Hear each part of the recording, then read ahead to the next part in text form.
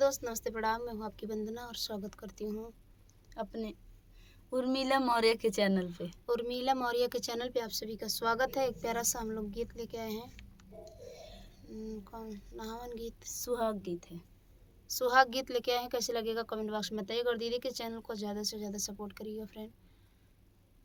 पापा साजथे बारात आधी रतिया में, पापा साजथे बारात आधी रतिया में, दुल्हा चल दिहले बारात दोपहरिया में, दुल्हा चल दिहले बारात दोपहरिया में, पापा साजथे बारात आधी रतिया में, पापा साजथे बारात आधी रतिया में, ताली बाजे चटाचट साली बोले फटाफट, ताली बाजे चटाचट सा बोले फटाफट, दुल्हा भूल गईले साली सरहजिया में, दुल्हा भूल गईले साली सरहजिया में, चाचा साजथे बारात आधी रतिया में, चाचा साजथे बारात आधी रतिया में, दुल्हा चलिए बारात दोपहरिया में, दुल्हा चल दिहले बारात दोपहरिया में, चाचा साजथे बारात आधी रतिया में, ताली बाजे चटाचट साली बोले फटाफट, ताली बाजे चटाचट साली बोले फटाफट, दुल्हा भूल गईले साली सरहजिया में, दुल्हा भूल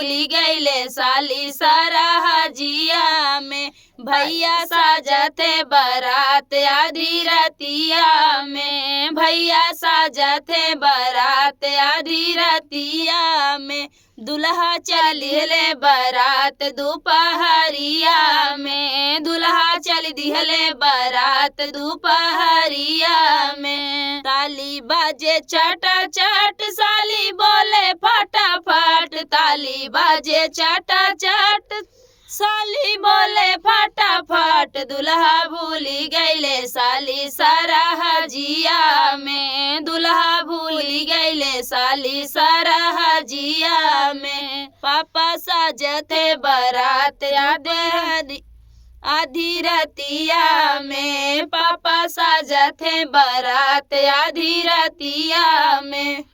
तो फ्रेंड, ये था सुहाग गीत। आप लोग को कैसा लगा कमेंट बॉक्स में बताइएगा। फिर मिलते किसी नए गाने के साथ। तब तक के लिए बाय बाय दोस्तों। और दीदी के चैनल को ज़्यादा से ज़्यादा सपोर्ट करना।